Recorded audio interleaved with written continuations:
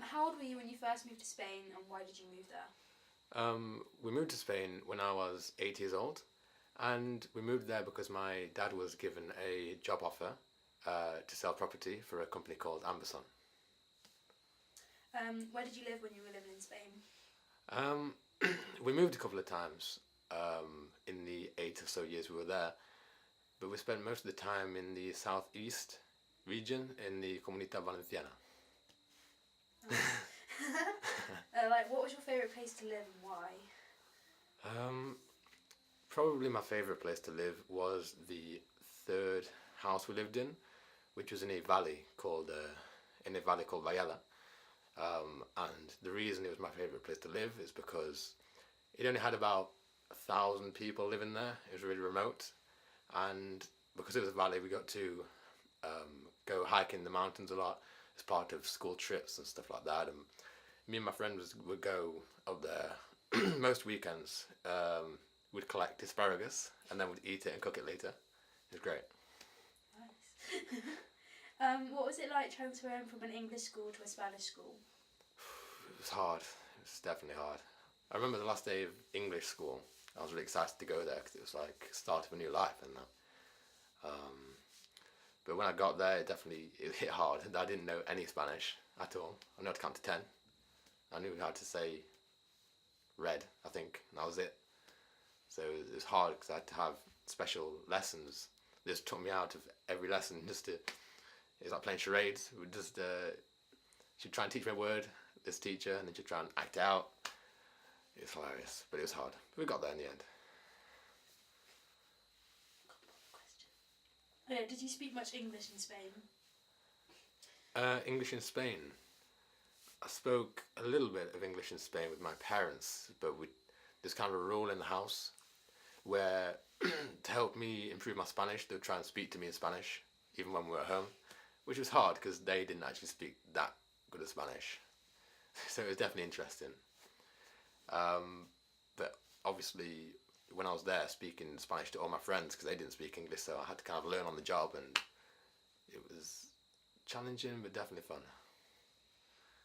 Do you regret missing high school in England? In a way, I guess I do regret missing high school. I would have liked to have completed like the education system in one country, as opposed to kind of chopping it in two.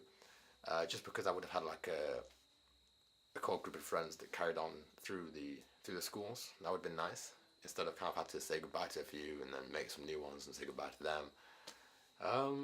But overall, I think the experience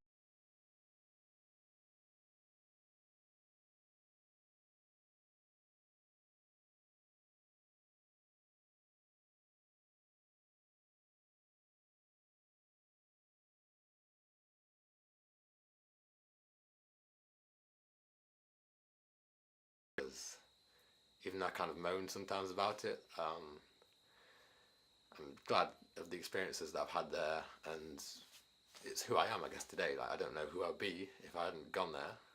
Probably someone completely different, but just all the holidays and just the festivities and what it means and the traditions I've learned. It's been a great learning curve and stuff like that. If you had the chance, would you not move back to England? Of course I would have moved back to England, then I would have been able to meet you guys. Come on. But I'm really torn. I shouldn't have looked at the camera. The weather in Spain was gorgeous. It never dropped below about 40 degrees. So especially during the summer holidays, we went to the swimming pool nearly every day. Got a nice tan, which always helps. Lost it straight away when I came back to England. That wasn't fun. No, but I can't complain. 8 years there. Never really felt cold that much, even in winter. It was great. What's winter like in Spain? Depending on where you go, you can see some snow, especially up the northwest area. There's a lot of snow because the climate's like England's. But where I lived, it was mostly dry, humid. You never saw any snow, or it didn't rain that often. It was mostly dry throughout the year.